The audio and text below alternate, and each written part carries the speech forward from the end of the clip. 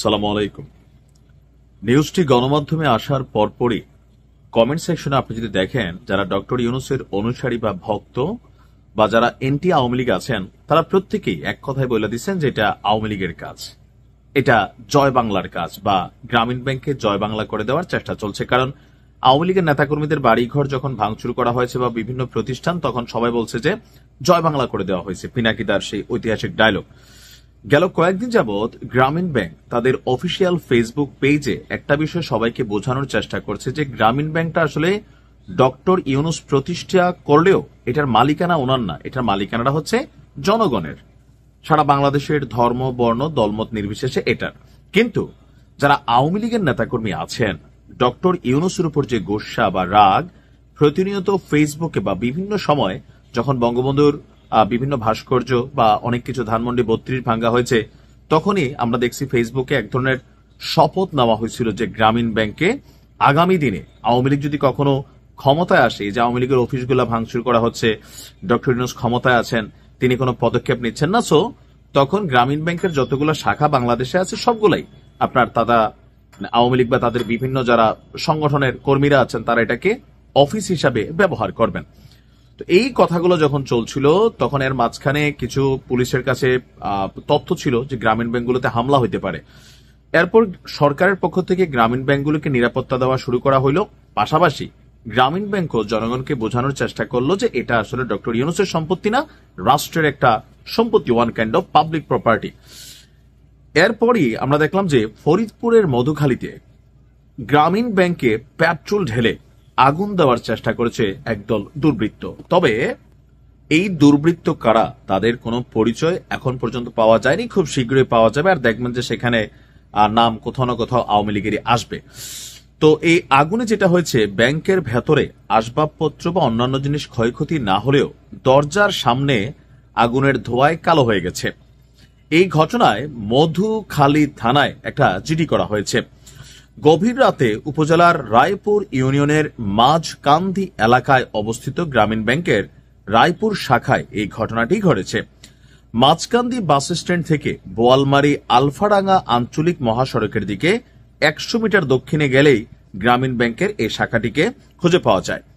এ বিষয়ে গ্রামীণ ব্যাংকের রায়পুর ব্রাঞ্চের দায়িত্বরত ম্যানেজার নবীনা নুরুল পিয়া তিনি বলছেন, শুক্রবার রাত আনুমানিক ৩টা থেকে ৩:৩০টার দিকে দুর্বৃত্তরা ব্যাংকের দরজার সামনে পেট্রোল ঢেলে আগুন ধরিয়ে দেয়।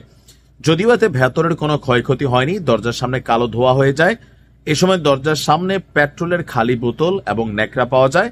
এই ঘটনায় মধুখালী থানায় একটা সাধারণ ডায়েরি করা হয়েছে। আর পুলিশ বলছে বিষয়টিকে গুরুত্ব দিয়ে দেখা হচ্ছে, কে বা কারা এতে জড়িত সেটাকে বের করার চেষ্টা চলছে। এখন এই ঘটনাটা সোশ্যাল মিডিয়াতে আসার পর আওয়ামী লীগের যারা নেতাকর্মী আছেন তারা একটা অদৃশ্য মজা পাচ্ছেন অথবা সেলিব্রেশন ফিল করছেন। আপনি কমেন্ট সেকশনগুলোতে দেখবেন এই নিউজটা সমকালে আসছে, সেখানে দুই ধরনের কমেন্ট আছে। তবে ম্যাক্সিমাম কমেন্ট হচ্ছে আওয়ামী লীগের নেতাকর্মীদের উচিত হয়েছে সামনে সবগুলা করব, মাত্র তো শুরু, জয় বাংলা জয় বঙ্গবন্ধু, মানে নানান ধরনের বক্তব্য তারা দিচ্ছেন যে ডক্টর ইউনূসের খবর আছে, এই টাইপের কমেন্টগুলো ম্যাক্সিমাম। অপরদিকে আরেক শ্রেণীর মানুষ যারা কমেন্ট করছেন তারা বলছেন যে না, এই গ্রামীণ ব্যাংক আসলে দিন শেষে যে কোনো প্রতিষ্ঠানই দল মত নির্বিশেষে এখানে যারা কাজ করে আমাদের সবার, কিন্তু এই যে পারসেপশন তৈরি করা হয়েছে বা একটা অদৃশ্য শত্রুতা একটা তৈরি হয়ে গেছে, ইভেন আমি প্রথম থেকে বলছি যে এই ঘটনাগুলো কোনোভাবেই রাষ্ট্রের জন্য দেশের জন্য কল্যাণকর না।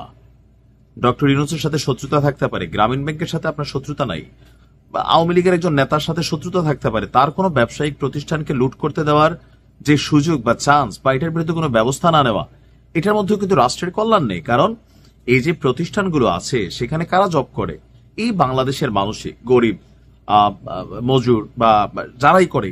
এখানে এমন তো না যে আওয়ামী লীগের একটা প্রতিষ্ঠান এখানে সব ছাত্রলীগ যুবলীগ চাকরি করে, বা বিএনপির একটা প্রতিষ্ঠান সবাই বিএনপির লোক চাকরি করে, বা ডক্টর ইউনূসের তো কোনো রাজনৈতিক দল নাই যেখানে সবাই চাকরি করে।